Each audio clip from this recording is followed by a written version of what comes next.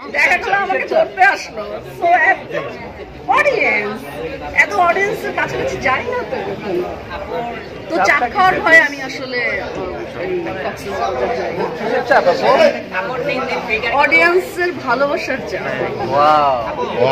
আপু অনেকদিন যাবত দর্শক পাচ্ছে না, আপনার দর্শক মুভিতে কবে দেখতে পারবেন? তুমি কোন জায়গা থেকে বললা দর্শক আমাকে পাচ্ছে? মুভিতে পাচ্ছে না, মুভিতে প্রত্যেকদিন থাকছেন, বড় অনেকদিন ধরে মুভিতে পাচ্ছে না, সেটা বলছি।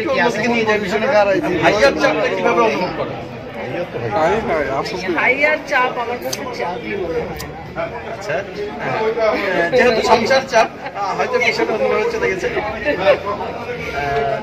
সেই সাথে শপিং করা হয় এই মুহূর্তে আসলে ব্যবসা বাণিজ্যের অবস্থা খুব খারাপ, ইচ্ছা সত্ত্বেও অনেক কিছু কিনতে পারছি না। সো দেশের পরিস্থিতি ঠিক হলে, ব্যবসা বাণিজ্য আরো ঠিক হলে আবার শপিং করবো। কার ব্যবসা খারাপ? পদের ব্যবসা খারাপ না পদের? পুরো বাংলাদেশের সার্বিক পরিস্থিতি একটু খারাপের দিকে, আবার ঠিক হয়ে যাচ্ছে। যখন ঠিক হয়ে যাবে, আবার বিজনেস হবে, আবার টাকা আসবে, তখন আমি আবার শপিং করতে পারবো। আমার অপূর্ণতা আসলে এত পূর্ণতার ভিড়ে আমি অপূর্ণতাকে খুঁজে পাই। আমার একটা অপূর্ণতা আছে যে মানুষ কেন আমাকে বুঝতে পারে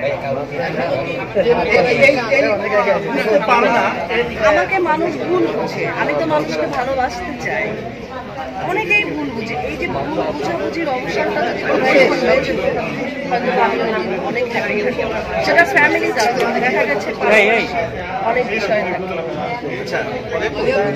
এই যে ভালোবাসার কথা বললেন, প্রেমের অফার নায়িকারা পাবে, 70 বছর হলেও প্রেমের অফার পাবে। সো নায়িকা হয়ে জন্মালে প্রেম আসবেই জীবনে বারে বারে। সো এটা কয়টা পেয়েছেন? কতবার এসেছিল আপা? কয়টা প্রেমের অফার পেয়েছেন? আপনি লাস্ট কবে অফার পেয়েছেন?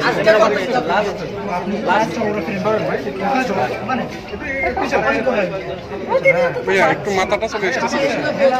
আজকে এই যে 700 ভোটারের কাছ থেকে অফার পেয়েছি, সবাই আমাকে ভালোবাসে।